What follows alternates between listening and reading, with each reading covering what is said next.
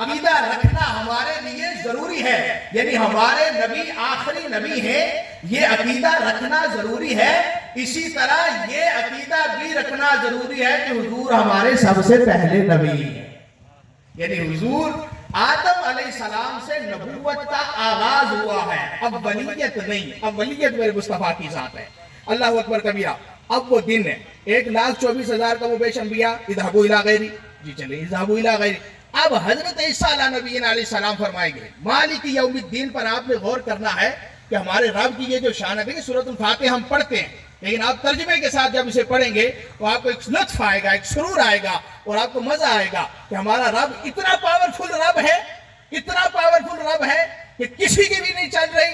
اب چلے گی کس کی چلے گی؟ حضرت عیسیٰ علیہ نبی علیہ السلام پوری قوم سے خطاب کریں گے، کہیں گے کہ اب میں بھی اس دن کر کچھ نہیں سکتا۔ کیوں؟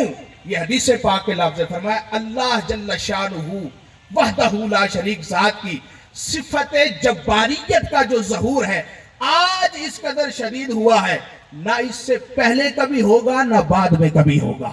اب اللہ تبارک و تعالیٰ کے اس جلال کو کم کرنے کے لیے جس شخصیت کا جو انتخاب کیا گیا ہے، سبحان اللہ، قربان جاؤں، ہم اپنی ناز پہ، ہم اپنی قسمت پہ، ہمیں بن مانگے اللہ نے محبوب کا امتی بنا، وہ اس قدر سبحان اللہ۔ اب حضرت عیسیٰ علیہ السلام کہیں گے کہ جاؤ حضور کے در اقدس پر۔ اب 1,24,000 کم و بیش انبیاء کا جو سلسلہ تعداد ہے، سارے اذهبوا الی غیری کی صدا لگائیں گے، لیکن کرم کا دروازہ میرے محبوب کا دیکھو تو صحیح، ابھی آپ پہنچے بھی نہیں ہوں گے، اذهبوا الی غیری کی صدا کو بھول جائیں گے، انا لہا کی صدا سننے لگ جائیں گے۔ حضور فرمائیں گے آ جانا امتیو، میں اسی لیے ہوں، آؤ میری بارگاہ میں آ جاؤ، میں اسی لیے ہوں۔ اللہ اکبر کبیرہ۔ چلتے چلتے اللہ اکبر کبیرہ، یہ بہت بڑی لمبی بات ہے، پھر صفحات کا سلسلہ شروع ہو جائے گا۔ اب مالک یوم الدین، اس کے بعد ایک عقیدہ دیا اللہ نے، ایک عقیدہ پہلے دے دیا نا، الحمدللہ رب العالمین الرحمن الرحیم مالک یوم الدین۔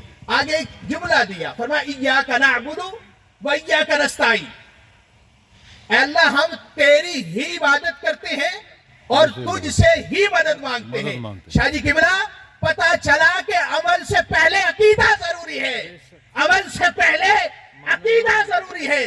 اگر عمل سے پہلے عقیدہ ضروری نہ ہوتا تو الحمدللہ رب العالمین الرحمن الرحیم مالک یوم الدین کا تعارف موجود نہ ہوتا، ڈائریکٹلی ایاک نعبد و ایاک نستعین کہا جاتا۔ لیکن پروردگار عالم نے ہمیں یہ بتا دیا ہے عمل سے پہلے اگر عقیدہ درست ہوگا، عمل تھوڑا بھی ہوگا اللہ اسے قبول فرما لے گا، اور اگر عمل درست ہے آپ کا عقیدہ درست نہیں تو آپ کا عمل کی وجہ سے، عقیدہ درست نہ ہونے کی وجہ سے عمل، آپ بے شمار مثالیں لے لیں۔ آئے سخاوت کی ایک ایسی مثال دیتا ہوں، کائنات کے اندر حاتم طائی جیسا سخی مل نہیں سکتا آپ کو، اتنا بڑا سخی، اتنا بڑا سخی، لیکن اس کی سخاوت کا اسے کیا فائدہ ہے؟ ایک خالی عملی ہے، دنیا سخی ہی کہتی ہے، پیسہ بہت تھا، بڑا مالدار تھا، لوگوں پر بڑا خرچ کرتا تھا، لیکن اس کے عمل نے اسے کوئی فائدہ دیا تو تاریخ اٹھا کر پڑھیں، نہیں دیا۔ کیوں نہیں دیا؟ اس لیے کہ اس کے پاس عمل تھا، عقیدہ نہیں تھا۔ پتہ چلا کہ عمل ہو عقیدہ نہ ہو، عمل فائدہ نہیں دیتا، عقیدہ ہو عمل میں کمی ہو اللہ تب بھی فائدہ دے دیتا۔ یہ سورۃ الفاتحہ ہے، یہ قرآن پاک ہے۔ اب دیکھیں ایاک نعبد و ایاک نستعین، اب اللہ نے یہاں پہ عمل دے دیا، فرمایا وہ جو عالمین کا رب ہے، وہ جو بولیں گے جملہ، وہ جو عالمین کا رب ہے، وہ بڑا رحمان ہے، وہ بڑا رحیم ہے۔ اب وہ پاورفل کتنا ہے؟ مالک یوم الدین ہے۔ پاورفل کتنا ہے؟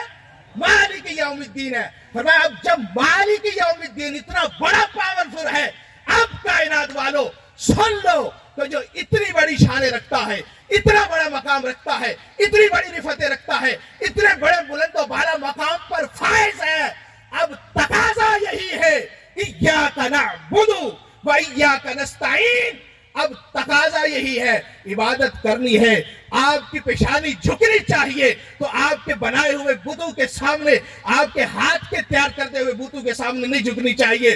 اگر آپ کی پیشانی جھکنی چاہیے سورج کے سامنے نہیں جھکنی چاہیے، اگر آپ کی پیشانی جھکنی چاہیے چاند کے سامنے نہیں جھکنی چاہیے، اگر آپ کی پیشانی جھکنی چاہیے تو یہ جو اس کی پیدا کردہ اشیاء ہیں اس کے سامنے نہیں، بلکہ جو تمام تر چیزوں کا خالق ہے اس کے سامنے جھکنی چاہیے۔